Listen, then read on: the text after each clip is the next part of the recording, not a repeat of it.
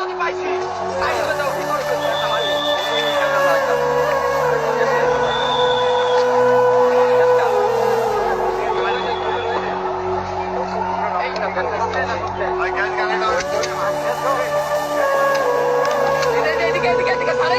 ভাই ভাই একটা শট না আপনার